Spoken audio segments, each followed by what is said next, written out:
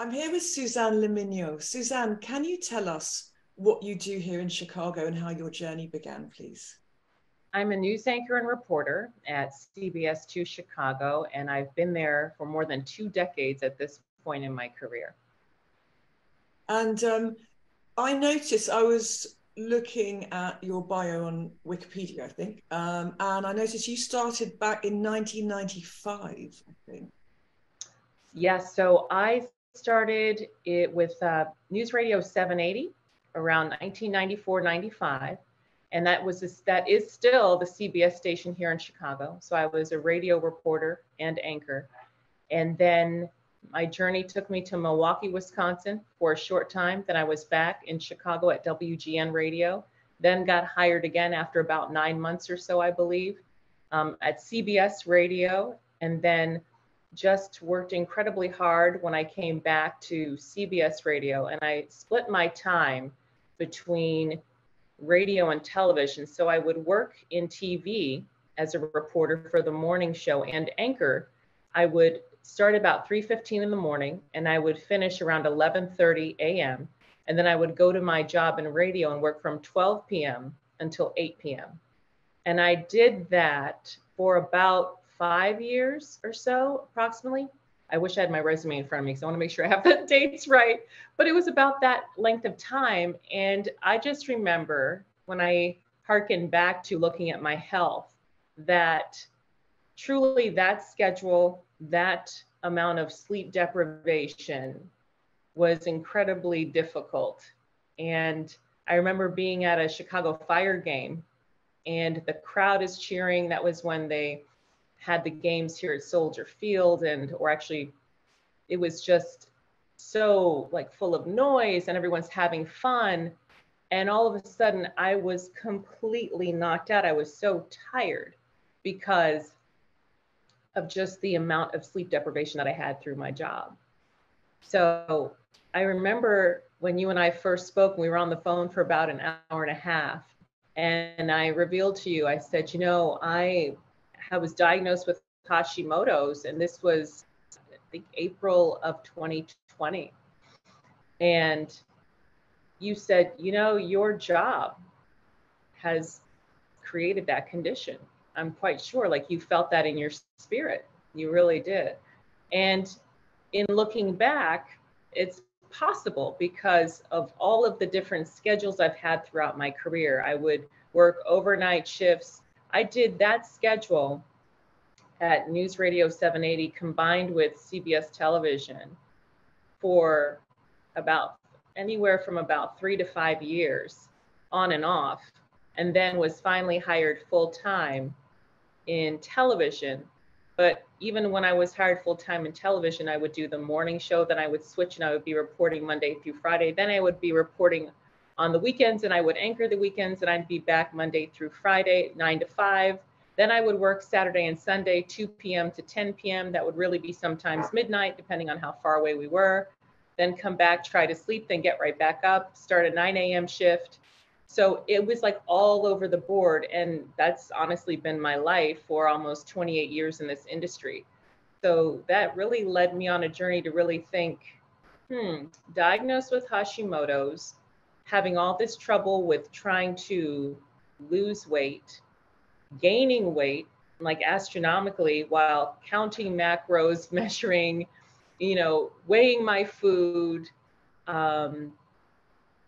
literally monitoring every morsel that went into my mouth and working out 4 days a week with a personal trainer, and not realizing that really it was a thyroid condition that was stopping me from trying to be at my healthiest. And at the same time being completely exhausted, because if you have hypothyroidism, you have no energy, right?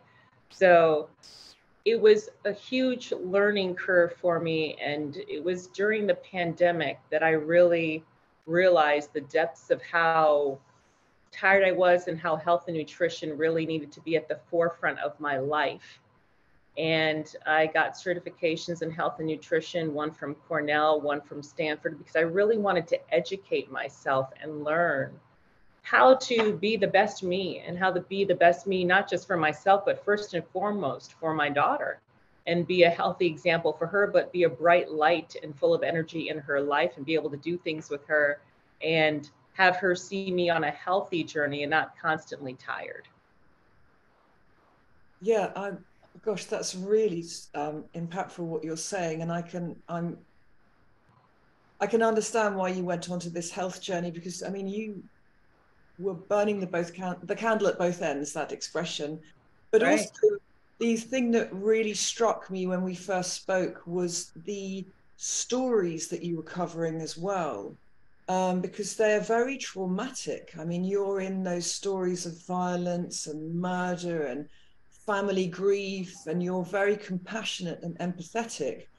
And you were telling me that, you know, when there's a situation that happens in Chicago, you're there on the ground meeting people and you're in their trauma with them. So I presume that must have had a huge impact on them as well. On you, sorry, on your health, you know, if you could talk about that. You know, I spoke with this woman who and actually that's someone you should interview too for your exhibit. She's phenomenal. Her name is Dr. Jenny Conviser.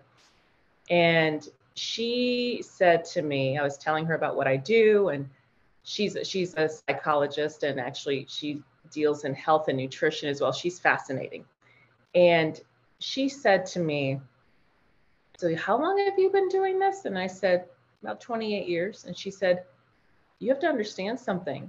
You've got 28 years of compounded trauma in your life, 28 years of it. And I never sat back and thought about it that way, but she's right, because I have seen things that I will never unsee. I have smelled things that I will never unsmell. Sometimes when I arrive at crime scenes, I'm there, like there's been times when we've heard things on a scanner, especially when I was in radio early in my career. I would zoom out to a scene and I would get there sometimes before the police arrived. They'd look at me and say, what are you doing here? Like, how'd you get here so fast? You know, I've seen, I mean, unimaginable things, honestly, and they do stay in your brain. Like when one of the very first things, like when I was a very young reporter, there was a call that came across the scanner about a man found dead in Chinatown. So I get in the news car, drive myself out there, and it was one of those situations. And it was funny. It was almost like whenever it was in the first district, which is like the downtown area, like Loop area, the same cop would show up all the time. And you'd be like, what the hell are you doing here? Like, how are you here? You know?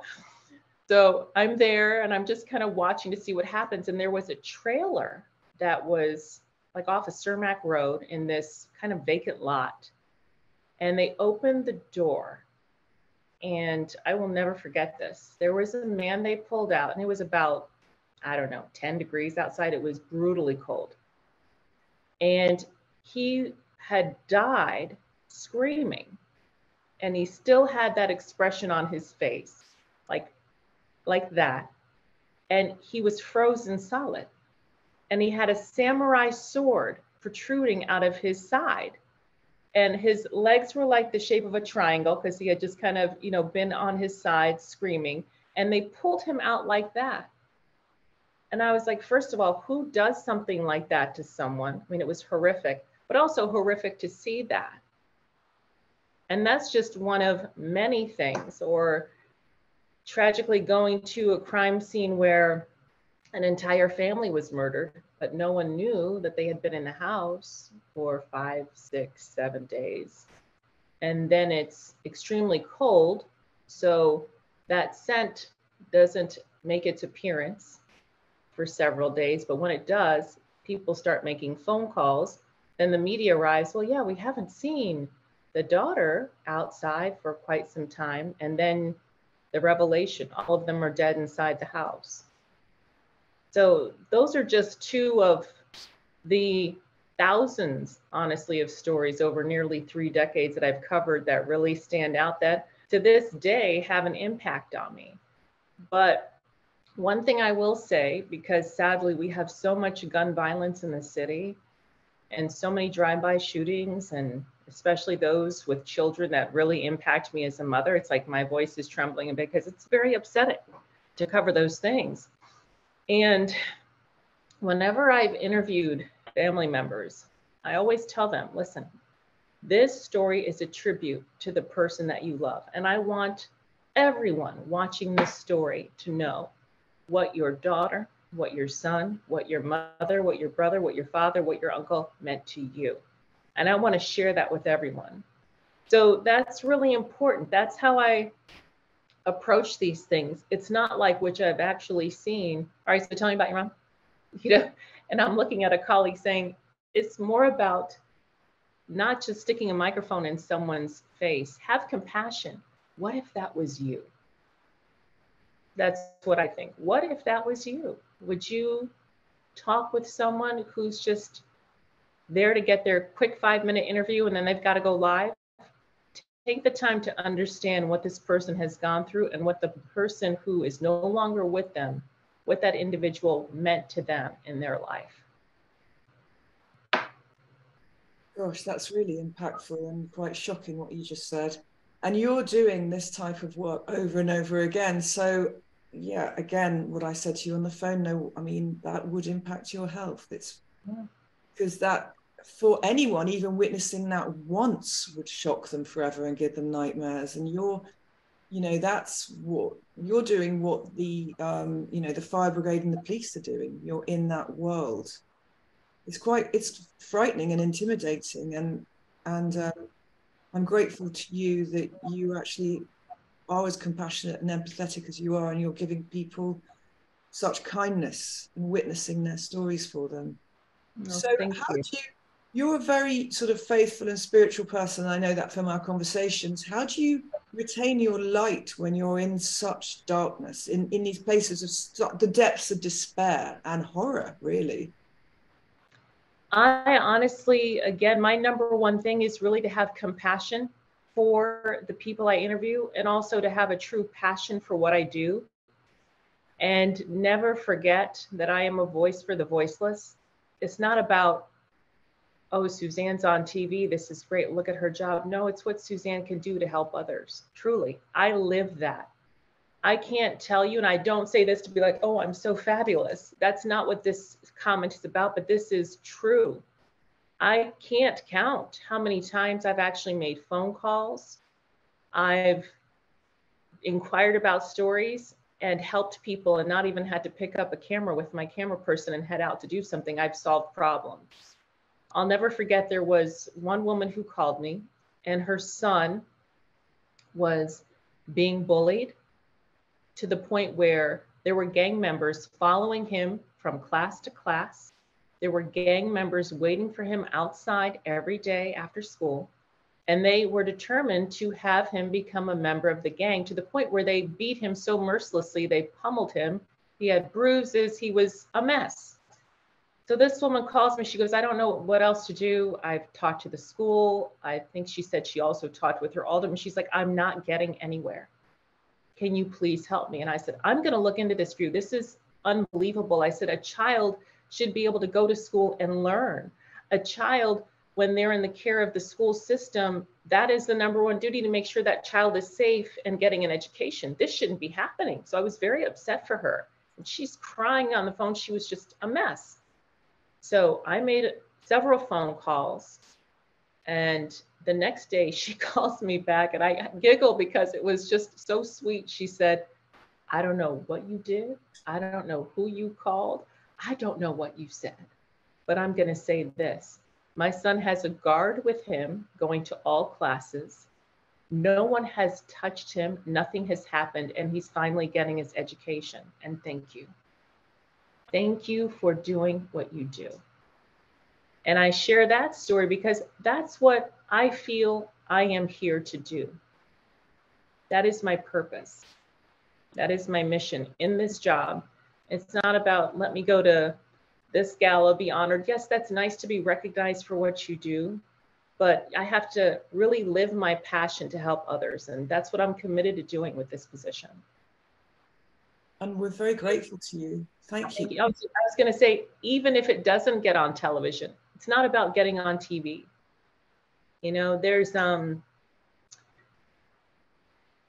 mention this because it actually took me back and kind of brought me to tears, and I had to compose myself. I was at a speaking engagement, and I was not expecting the executive director, when she introduced me, to say this. It was Wings, and I was the MC of an event recently.